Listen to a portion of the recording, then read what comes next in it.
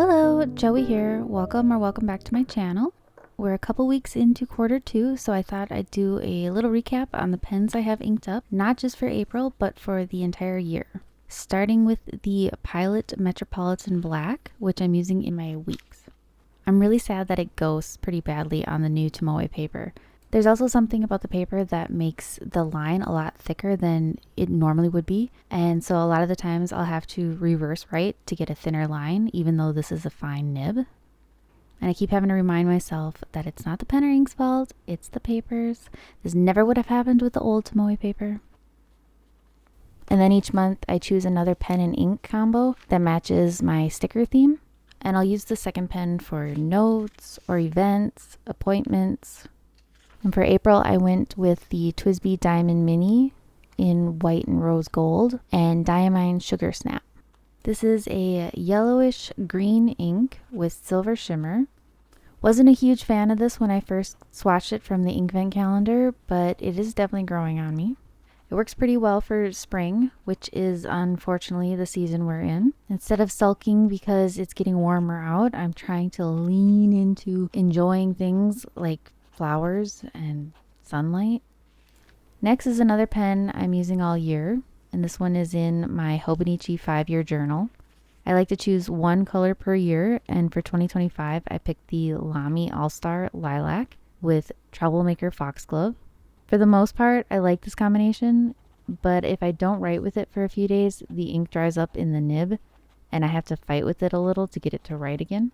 The color will also come out a darker indigo before returning to its usual color, and I think it's just because it's been sitting in the feed for a bit.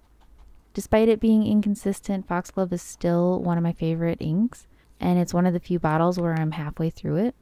We'll definitely replace this when I use it up.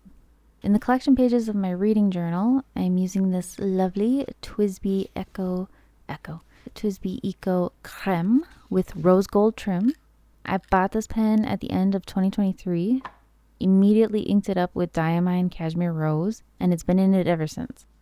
It's definitely one of my favorite pairings, although I think at the end of this year, when I'm finished with my journal, I'm going to give it a break and maybe switch it up a bit. I got irritated with myself here because I switched up the pen and ink.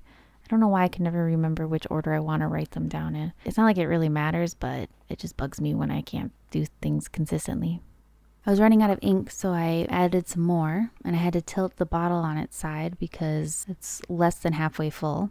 It's only a 12 milliliter though, so it's not super impressive that I'm over halfway through it, but I still feel like it's a bit of an accomplishment. In addition to the Twsbi, I'm also using this Visconti Rembrandt in pink in my reading journal. I have in it Diamine Lullaby. This is a pale lilac purple with pink undertones. Very appropriate for spring. Do you see how I am embracing the season with flowers and sun hats and crap?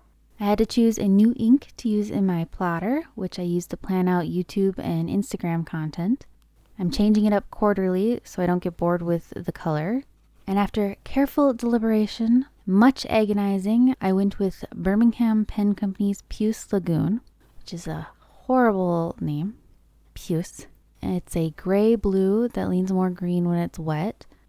I had to make sure it complemented the previous color, which was mauve. I also think it goes nicely with the color of the leather. Then I have another Twsbi Diamond 580, this one in purple, which I'm using in my puppy planner. At the beginning of the year, I went with a Kaveco Frosted Sport in an attempt to make myself use it, but I wasn't feeling it, so I switched it out for the Twsbi. I'm just noticing that out of these 10 pens, 6 of them are Twsbis. I guess that's not really surprising when it's the brand I have the most pens of. Does that make sense? I have like 12 or 13 Twsbi pens out of 40. This one is my most recent addition, and it's my first extra fine nib, which is kind of crazy when you consider how many pens I have. It's not writing how I imagined it would, and I think that's partially because of the ink. This is also the first time I'm using Sunset Blush by Birmingham Pen Co., so I don't know how it acts in broader nibs, but I think it's just a bit on the wet side. It's definitely a thicker line than I thought it would have for an extra fine. Other than that, this is a great color for spring if you like that sort of thing. All I know is that I wanted to use this color for April in my weeks, but when I tested it, it bled through the paper. And then we have the BENU Pixie. Isn't it adorable? I'll leave a link below for the unboxing video if you're interested in watching how not to ink this pen up. I tried to eyedropper it and it did not go well.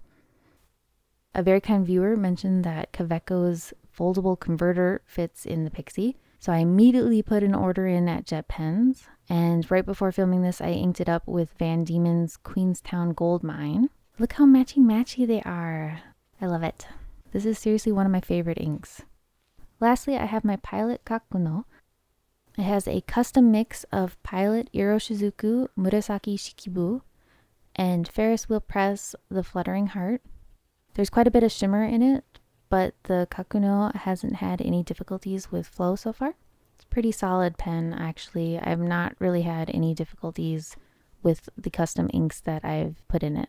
This blend turned out similar to Robert Oster's Violet Dreams.